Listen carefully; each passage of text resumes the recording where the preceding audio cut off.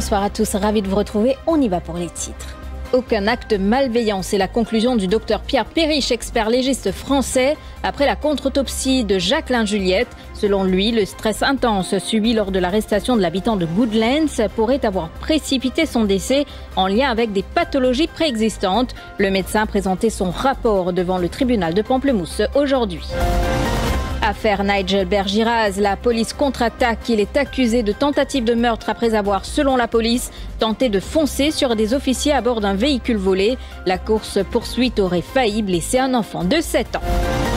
Bonne nouvelle pour les candidats reprenant leurs examens du SI et du HSI. L'État maintient la gratuité totale des frais. L'annonce a été faite ce matin par le ministre de l'Éducation Mahen Gengaporsad lors d'une réunion tenue au ministère.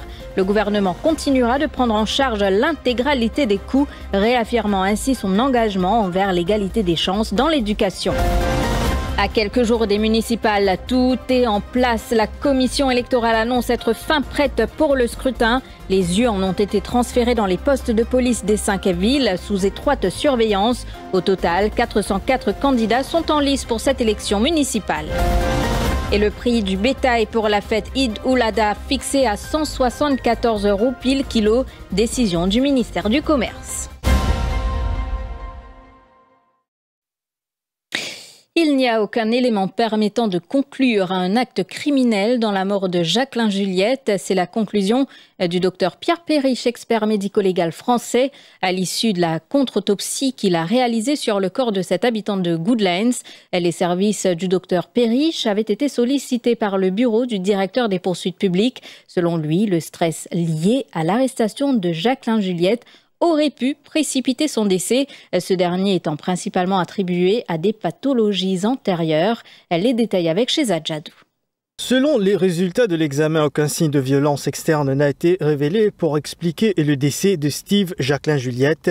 L'expert français, le docteur Pierre Perriche, a révélé que l'habitant de Goodlands souffrait de graves problèmes de santé, notamment une obstruction des artères coronaires à 95%, des dépôts de graisse importants et un taux de cholestérol élevé, des facteurs ayant fortement compromis son état de santé. Une vidéo de l'interpellation de l'habitant de Goodlands a également été présentée au tribunal. Le docteur Pierre Perriche a estimé que le stress intense provoqué par l'arrestation aurait pu aggraver brutalement son état, précipitant ainsi son décès. Il a également précisé que Steve Jacqueline Juliette semblait souffrir depuis longtemps sans en avoir pleinement conscience. Réagissant aux conclusions du docteur Pierre Perriche, Maître Rama Valaiden, avocat de la famille Juliette, soutient pour sa part que les coups reçus lors de l'interpellation pourraient avoir contribué à la mort de Jacqueline Juliette.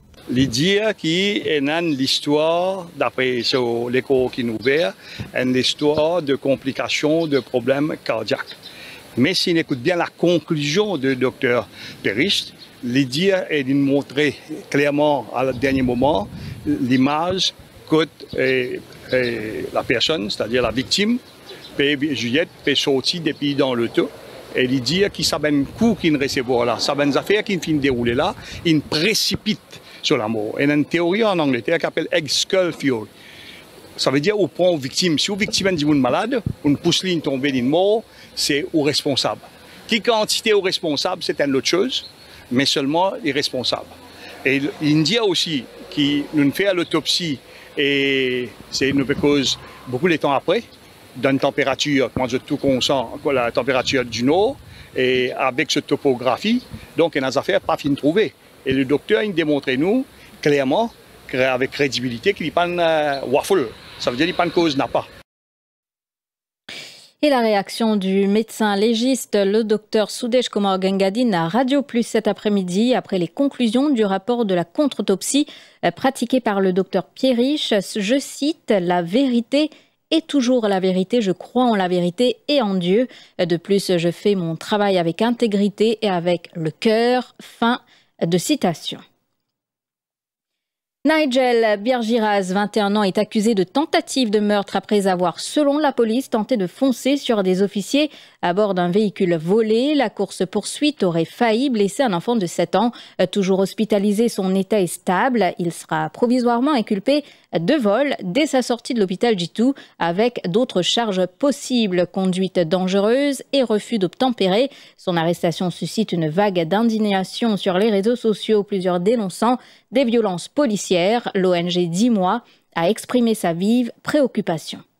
La Divisional Crime Intelligence Unit accuse Nigel Biagiras de tentative de meurtre. L'arrestation de cet homme de 21 ans à Sainte-Croix mercredi matin a suscité diverses réactions sur les réseaux sociaux, beaucoup dénonçant un cas de brutalité policière. Dans sa plainte, le sergent responsable de l'opération explique que le suspect qui se trouvait à bord d'une voiture volée a tenté de percuter volontairement les policiers qui tentaient de l'intercepter. Lors de cette course-poursuite, la voiture conduite par Nigel Biagiras a même failli heurter un enfant de 7 ans. Le suspect se trouve toujours à l'hôpital, mais son état de santé est jugé stable. À noter qu'il sera provisoirement inculpé de vol dès qu'il sera en état de quitter l'hôpital Jitu.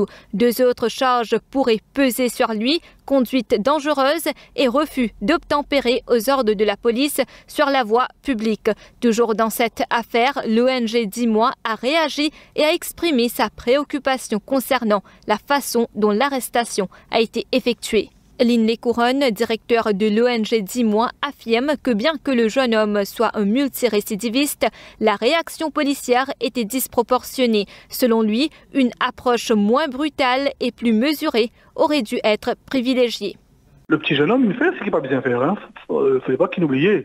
Le petit jeune homme, il fait plusieurs affaires, il met la vie du monde en péril, en danger, et quand il vient intervenir avant qu'il fasse des dégâts plus graves. Bon, ça, nous pas discuter là. Nous peut discuter la façon, la forme, la façon qui finit avec lui. Oh, la façon qui finit avec lui, ben là, les vignes vilains. Les vignes, si vous voulez, à 6-7 écrases partout.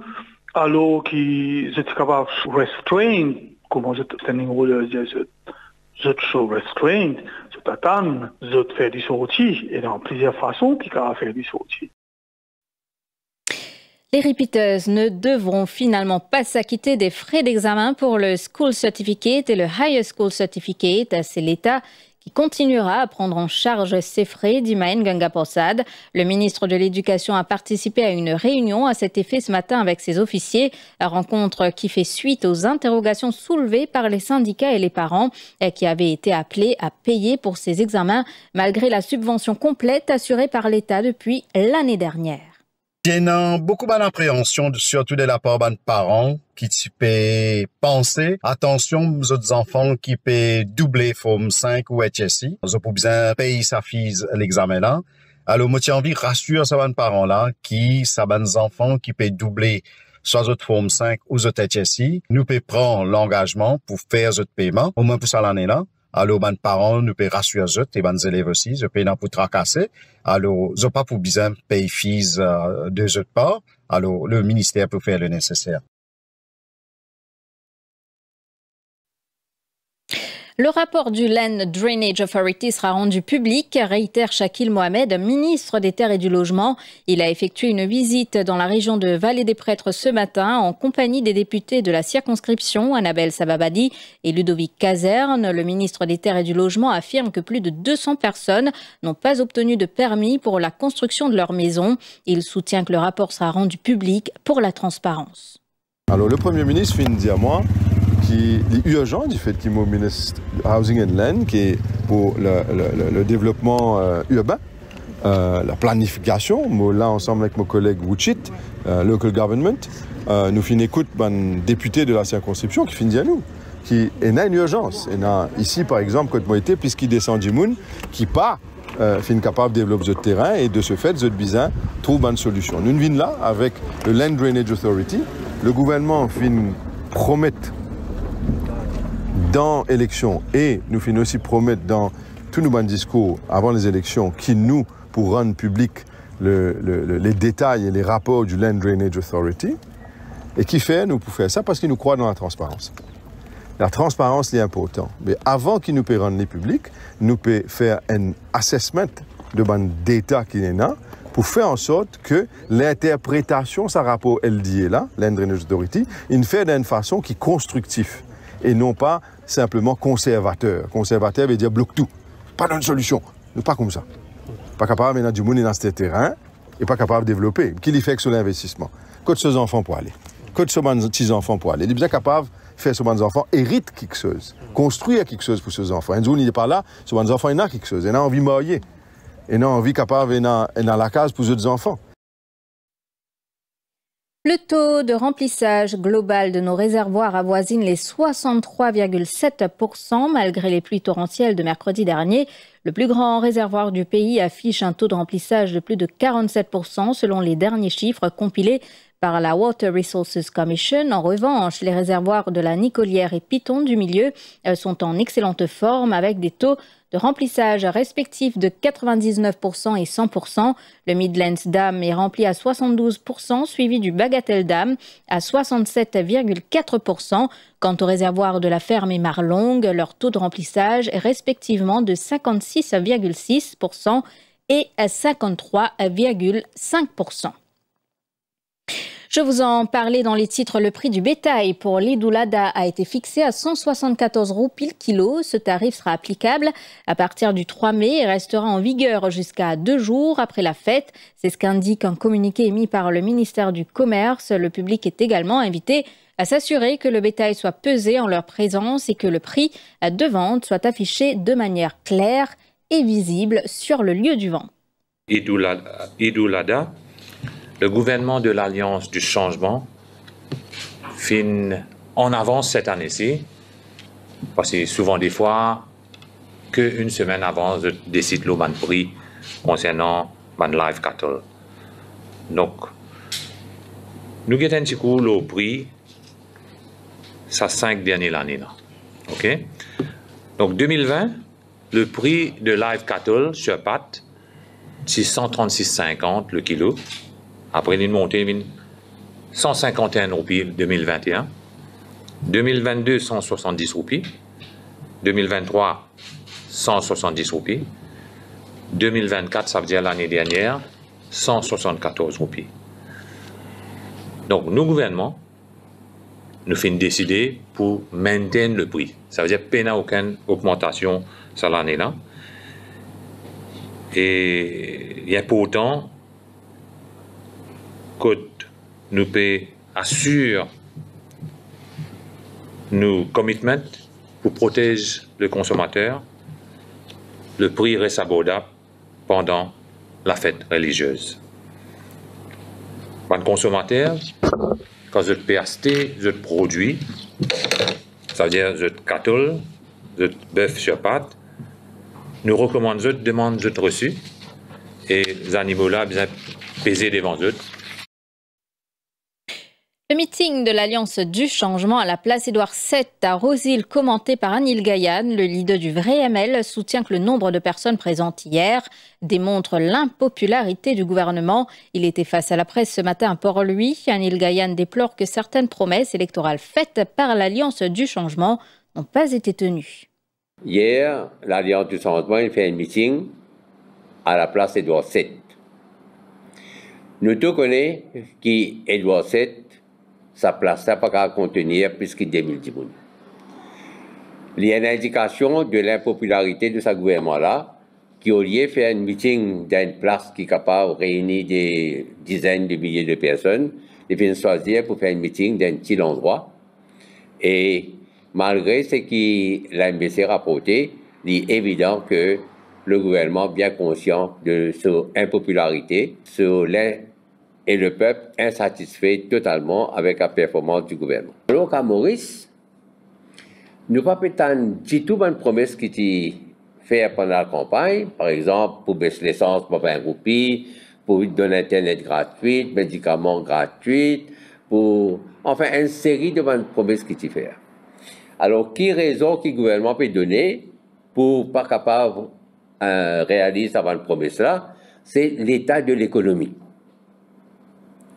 Bon, l'état de l'économie, vous connaissez, chaque fois qu'on a un changement de gouvernement en Maurice, tout gouvernement qui veut dire comme ça, l'ancien gouvernement finit l'économie.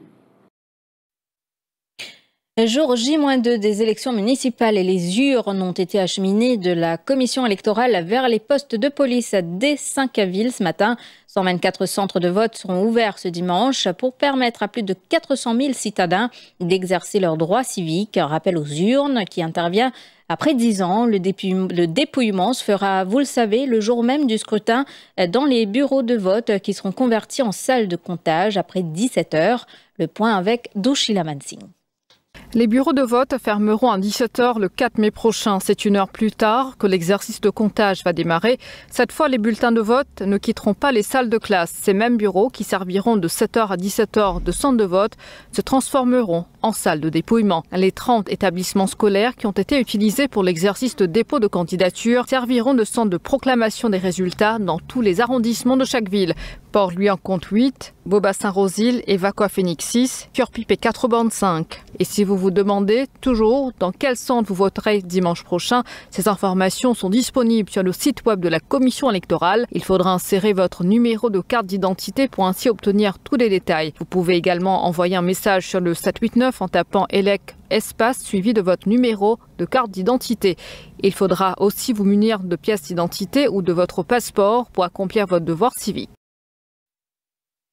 Nous clôturons ce vendredi notre série de reportages dédiés aux villes. Pour cette dernière, direction Curepipe. 65 candidats dans la course pour ces élections municipales avec 20 sièges à pourvoir. Un rappel aux urnes pour 59 912 électeurs. La ville lumière doit regagner son éclat, disent les citadins inquiets face au fléau de la drogue qui gagne du terrain ou encore le ramassage d'ordures. Ils plaident également pour une amélioration des infrastructures. Zoom sur les enjeux majeurs de cette ville avec Kevish Luc-Simon et Élodie Domen.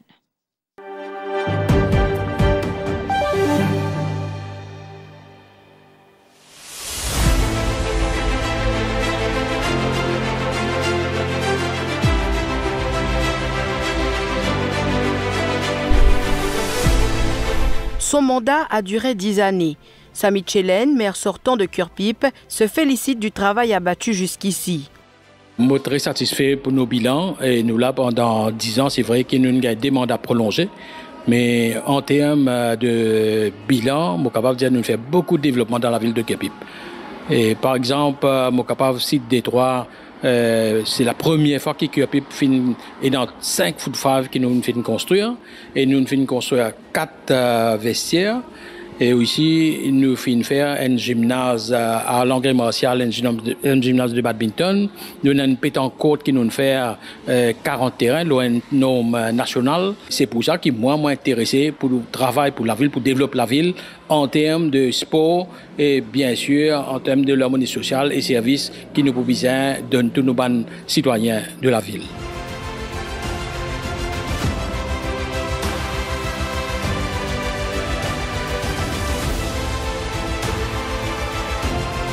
Il aura cette fois comme adversaire Julien Permal, candidat de l'Alliance du Changement dans le 3e arrondissement. Redonner des couleurs à la ville lumière est un défi de taille, concède ce membre des Nouveaux démocrates. Nous pouvons travailler en symbiose sur le terrain. Donc nous pouvons récolter aussi quelques doléances qui nous pouvons être au niveau de la mairie de Curepipe. Et nous pouvons trouver qui pendant 10 dernières années, il a beaucoup de lacunes. Que ce soit au niveau de l'administration ou au niveau des services qui sont offerts à nos habitants, qui peuvent venir comme un privilège pour tirer une saleté, pour sans un chip, pour mettre en la lumière et pour faire un nettoyage de drain. Donc, aujourd'hui, nous 4 candidats, nous sommes conscients qu'il y a extrêmement de travail à faire et nous pouvons prôner une politique de proximité avec nos habitants, un genre de politique participative avec nos habitants. Nous pourrons rester en contact avec eux, nous pourrons maintenir un contact avec eux.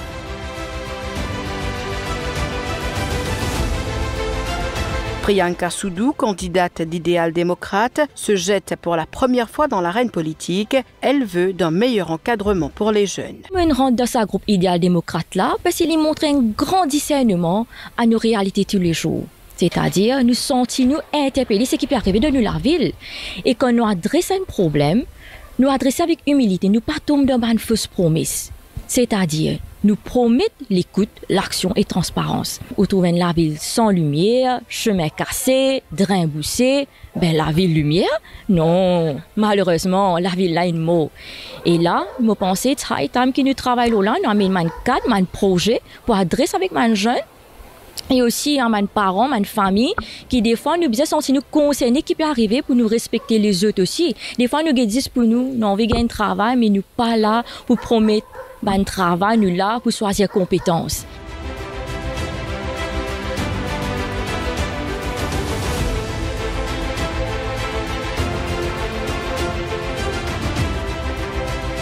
Dans le Ward 5, nous rencontrons Denis Lamy, candidat du Reform Party. Il plaide pour plus de proximité entre les habitants et les élus. Nous ne pouvons pas venir avec personne, right? Comment nous dire, nous pouvons faire travail qui la municipalité si peut faire, que ce soit en termes de culture sémin, arrange la lumière, nettoyer le terrain vague, pour ban loisirs et ban activités sportives pour les habitants. Donc, si vous regardez bien, beaucoup de ce travail de base qui doit être fait par les municipalités ne sont pas faits. Donc, nous, ce que nous peut dire, back to basics. Après 10 années d'attente, les habitants de Cœur-Pipe fondent de grands espoirs sur les futurs élus, la drogue, les infrastructures, le ramassage d'ordures parmi les priorités. Mais enfin, ça qui vient, je peux bien faire ce travail, mais le travail là qui est bien amélioré. Parce qu'il y a beaucoup de choses qui, côté infrastructure, même pas joli, bien un coup d'œil, mais beaucoup de choses bien changées comme ça. Enfin, maintenant qu'il est plus changer un peu nous la ville, pour mettre un peu plus propre qu'il était à cette terre. Parce que comment nous l'hôtel des villes même, sur la cour, comment c'était avant, comment il est venu, ça bout côté dans les ponts, pas qu'à passer même là-bas. Pas 3 conditions passer autour de Roguer là-bas, en bas la gare. Le sud là, ou même vous pouvez trouver la guerre, puis battre des camarades là-bas. Mais vous pensez que tout ça va changer? Mais nous attendons un peu de changement qui est là, un peu dans la drogue, une jeunesse surtout. Moi, je me trouvais, c'est moi, je me trouvais combien de jeunesse. Bien, comment dire, dans la dérive là. Pas facile, je me trouvais, je me brassais, tous les jours, je me brassais dans le pipe. C'est tout bon collégien. C'est terrible. L'heure est maintenant au choix. Entre renouveau et continuité, les citadins trancheront ce dimanche.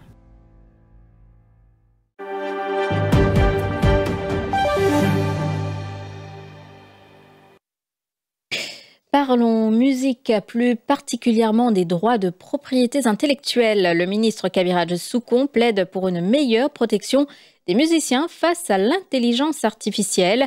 Il participait à un atelier de travail organisé par le MRIC dans le cadre de la Journée mondiale de la propriété intellectuelle. Selon le ministre, les œuvres générées par l'IA posent de vrais défis pour la reconnaissance et la rémunération des artistes. Il a réaffirmé l'engagement du gouvernement à soutenir les musiciens et a annoncé que le prochain budget inclura des mesures concrètes pour répondre aux attentes des artistes. Aujourd'hui, nous avons célébré le World IPD. Le thème de l'année là, c'est la musique. Alors, qui nous peut dire, Bandimoun qui crée, je compose la musique, je santé. Comment nous sommes capables de protéger cette créativité, surtout dans le monde, que facile dans la musique, facile pour Bandimoun créer maintenant une vidéo, la musique, une santé avec l'intelligence artificielle. Alors aujourd'hui, nous l'appelons tout un expert et le monde peut célébrer ça. Nous peut poser une question. Comment nous protéger, nous, les musiciens, nous, les santé, nous, les artistes, pour qu'éventuellement, nous soyons capables de gagner une vie, un income, un revenu de cette créativité. Pendant la discussion pour le budget, finalement rencontre avec les artistes, les chanteurs, les musiciens. Alors, là, je me présente, deux liens ensemble, même temps, je une proposition. Et moi, je crois que le gouvernement, à l'écoute de les artistes, de les compositeurs, de les chanteurs, et moi, je trouve que ça, nous prenons une opportunité pour nous travailler ensemble. Et pour moi, c'est que nous pouvons venir de l'avant avec une proposition qui peut permettre de épanouir. Sinon, nous ne sommes pas capables d'inspirer les jeunes rentrent dans cette industrie-là.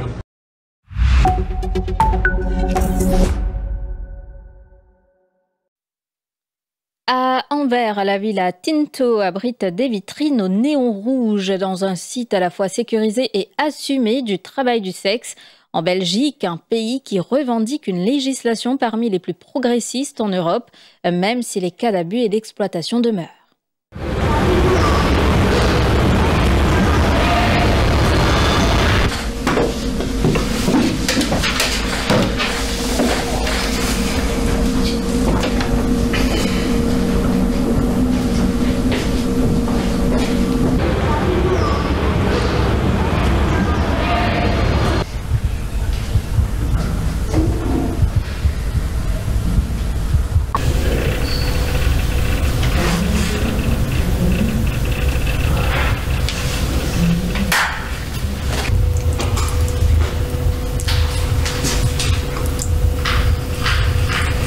I work as an escort, which means that I will go to the clients.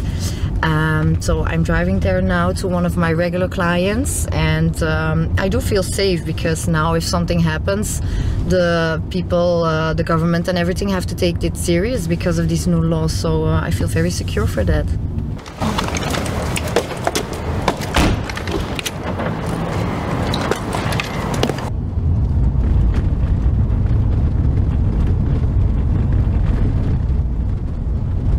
Il y a une amélioration du statut de la prostituée, du prostitué, lorsqu'il est sous contrat de travail. Ça, c'est certain. D'un autre côté, on a toujours ce problème de proxénétisme qui fait que on ne peut quand même pas avoir énormément de demandes d'agrément. Et en effet, on a rappelé qu'il n'y en a que 3 actuellement, dans la mesure où celui qui va demander agrément va être déclaré proxénète. Et donc, automatiquement, il risque des sanctions pénales qui vont jusqu'à la prison et de manière assez lourde. Ou les Chinoises, si à la villa Tinto, le règlement intérieur.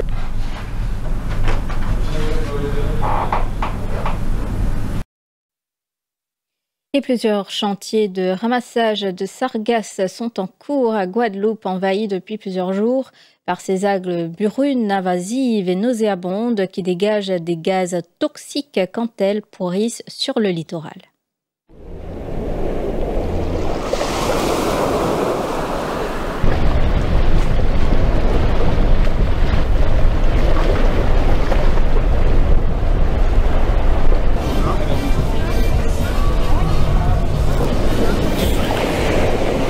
Ça fait 2 jours qu'elles sont arrivées. Là encore, nous ici sur la plage du Gosier à la Dacha, ça va, puisqu'on a cette espèce de couloir entre la côte et l'île des Gosiers. Et donc ça fait comme un chenal en fait, et elles ne font que passer. Donc on est impacté un petit peu.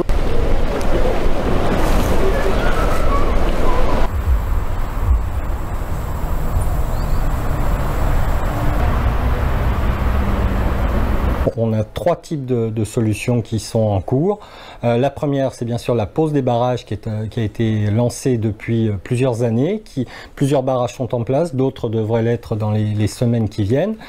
Les opérations de collecte, bien évidemment, pour faire face à ces échouements massifs que l'on observe depuis plusieurs jours maintenant.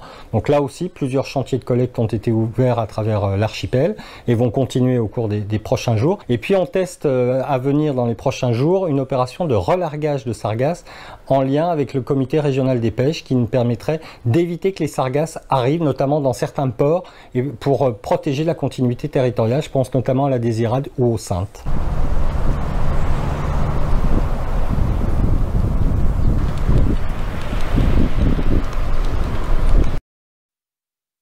Et justement, nous parlerons océan après la pub.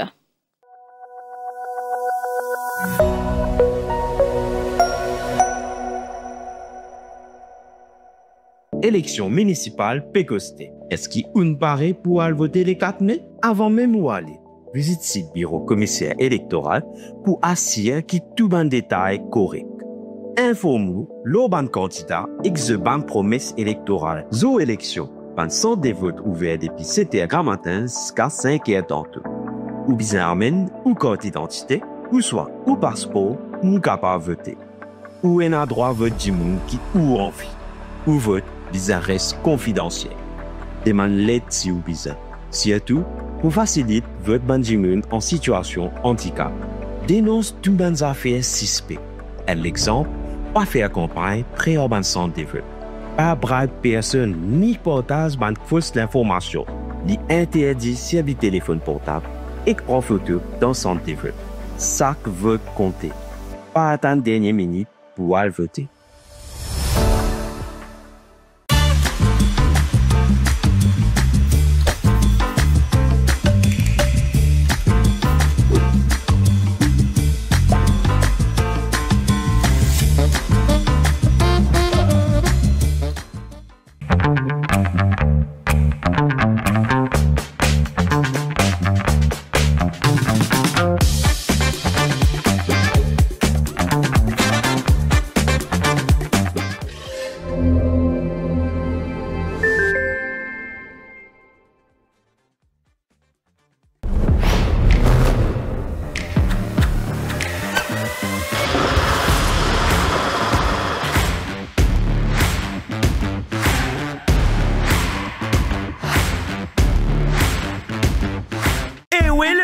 Ban la pidjet un ban talon caché, ça a fait qui fait je tout arrêter juste pour taper la main.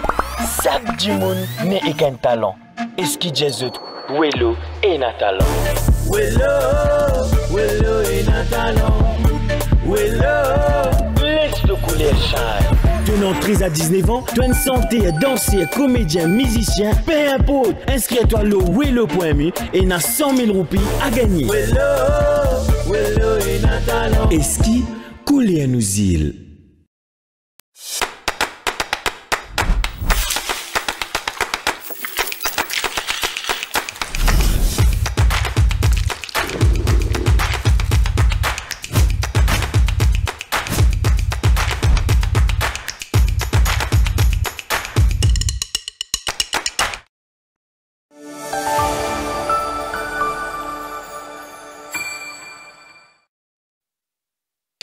Protéger le récif corallien, c'est le thème que nous abordons avec notre invité ce vendredi. Aujourd'hui, il est urgent de réfléchir à une stratégie nationale pour nos écosystèmes marins. Nous avons déjà dépassé la 7e limite planétaire. Les océans s'acidifient, la température de la mer continue d'augmenter et les récifs coralliens ainsi que la vie marine subissent une pression énorme. Et pour en parler, nous accueillons ce soir la coordinatrice communication et plaidoyer Rachel Boyrou. Bonsoir. Bonsoir Mélanie. Éco-Sud, depuis un peu l'étang, peut attirer l'attention quand même sur la santé nous ban corail qui en danger. Donc aujourd'hui, finina un l'atelier sur toute cette question là qui fin ressorti pendant la journée de discussion là. Alors, disons merci de nous l'occasion pour partager ce qui nous passe dans l'atelier qui nous vise aujourd'hui, qui tire vraiment des gaz de l'énergie extraordinaire depuis plusieurs acteurs de la société civile. Et point qui est plus important qui nous qui est ressorti depuis ça l'atelier là, c'est vraiment la nécessité qui ban autorité qui peut travailler quand je peux travailler au ban policies qui concerne tout ce qui est écosystème marin côtier, tout ce qui est restauration, conservation, qui inclure différents acteurs de la société civile, qui sont scientifiques, qui sont universitaires, qui sont communautés, du monde qui vivent et qui dépendent directement de la mer, de la pêche et de nos écosystèmes marins, qui tous ça différents acteurs là, qui sont pris en compte et qui nous consultent les autres parce qu'ils ont dit tout ce qui est conservation et protection, il n'est pas juste une question technique, mais il est aussi une question de société. Alors justement, qui fait l'urgence aujourd'hui pour adopter une stratégie nationale quand nous peut cause protection écosystème marin de Maurice? Aujourd'hui, nous pouvons faire face à une urgence. L'État nous ban corail dans Maurice. Nous trouvons plusieurs blanchiments depuis commencement l'année et nécessaire qu'il y ait une vision qui nationale, qui est inclusive et qui prend en compte l'expérience aussi des différentes communautés et qui nous prend et qui est aussi basée l'on fait scientifique quand nous cause restauration pour qu'il nous capable une restauration à visage humain. Quand nous cause aussi restauration, un plan de restauration sur le long terme, qui mène différentes techniques de restauration avec comment est-ce qu'il nous inclut dans une communauté, etc. Donc, du coup, il est nécessaire qu'il nous ait une vision vraiment globale et holistique pour capable adresser justement ça l'urgence-là. Quand nous allons au plus profond de sa cisée-là, justement, qui va danser, qui pèse nous ban récif corallien et par ricochet nos biodiversité marine. Comment on finit dire dans l'introduction, nous finissons dépasse 7e limite planétaire et 7e limite planétaire, c'est l'acidification de l'océan. Température de l'océan peut augmenter, il y a beaucoup de stress l'eau corail, nos écosystèmes marins, la vie dans la mer en danger et qui est menacée. On dit pollution, sédimentation, exploitation. Et c'est vraiment une crise écologique sans précédent, l'eau nous corail qui nous peut vivre. Et nous tous connaissons que corail, c'est la case poisson. Et quand nous cause la case poisson, c'est la sécurité alimentaire de tout un pays et des plaisirs du monde. Et si on a la case poisson, on a poisson, si on a la vie dans la mer. Donc, dis-moi, qui nous peut manger. Donc, tout ça, c'est vraiment une question qui est centrale et que nous connaissons aussi qui, corail, agir aussi comme même un barrière pour protéger nous la côte et du coup c'est une question de sécurité alimentaire aussi une question de qui vision qui nous est là pour nous pays nous connaît qui Maurice nous vivent beaucoup et que nous dépannent le tourisme si nous n'est plus dans la place mais tout ça côté Maurice île paradisiaque qui nous peut vendre là mais il peut disparaître donc il y a un gros enjeu tout ça là. Donc, il y a un côté, nous, il y a un changement climatique, mais de l'autre, nous, il y a aussi activités humaines, comme à la pêche, tourisme, etc. Est-ce qu'au sud, peuplé de pour une zone marine qui puisse protéger ou alors une mesure plus stricte dans cette région? Quand nous cause changement climatique, il y a aussi une activité humaine qui inclut et qui peut mettre beaucoup de pression l'eau nous lagons et l'eau nous ban écosystème marin et côtier. Donc, je dis liaison qui nous capable mettre adresse ça liaison, c'est vraiment ça un problème qui est là. Je dis il y a beaucoup de pollution qui vient depuis la terre avec et qui est dans la mer avec pesticides et que tout ça là peut menacer la biodiversité, etc. Donc, je dis justement il y a une activité humaine qui nous n'est plus capable continuer qui vraiment peut menacer sa biodiversité là et que la vie par exemple quand nous prenons l'exemple d'une technique la pêche qui n'est plus soutenable quand nous peut cause aussi comment on dit quand nous peut cause une pollution qui peut aller dans la mer avec l'utilisation de pesticides une sédimentation etc. Donc c'est vraiment toute une approche avec plaisir policies, plaisir, orientation aussi qui nous besoin et vraiment sa vision nationale et holistique pour capable venir de l'avant avec un plan national. Nous pas dire que oui, nous arrêtons X ou Y activité, mais vraiment, comment est-ce qu'il nous prend en considération toute une activité et toute une menace qui est aujourd'hui l'eau dans l'océan et que la vie dans la mer qui est menacée et qui menace aussi la vie nous tous ici dans la terre. Alors, resto récif corallien n'est pas une mince affaire. Est-ce qu'il nous connaît l'ampleur des dégâts et surtout combien de temps ça peut prendre pour que la situation améliorée? Alors déjà, est-ce qu'il y a une seule partie dans nos zones qui est affectée ou alors besoin restauration globale? Alors, comment ça peut passer? Alors, en début d'année, quand à Écossud, nous commençons à observer un blanchiment de coraux, nous finissons appeler un citoyen pour venir faire une citizen science, ça veut dire qu'il va un citoyen venir moniteur différents blanchiments qui peut passer dans la lagon Maurice et que nous faisons plusieurs photos et vidéos de blanchiment corail à travers vraiment à travers Maurice.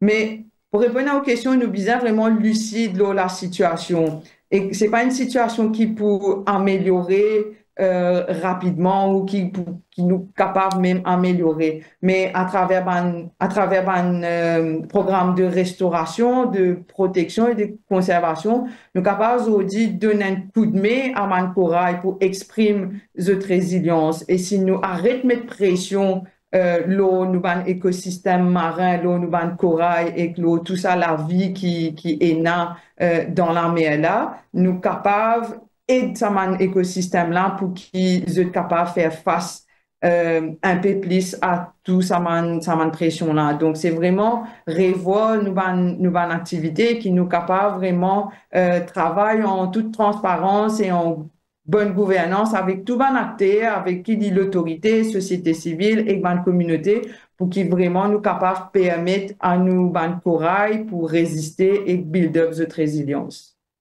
Rachel Boyrou, merci beaucoup d'accepter l'invitation ce soir. Merci beaucoup, Mélanie. Voilà, nous sommes arrivés à la fin de cette édition. Merci de l'avoir suivi. Passez une belle soirée.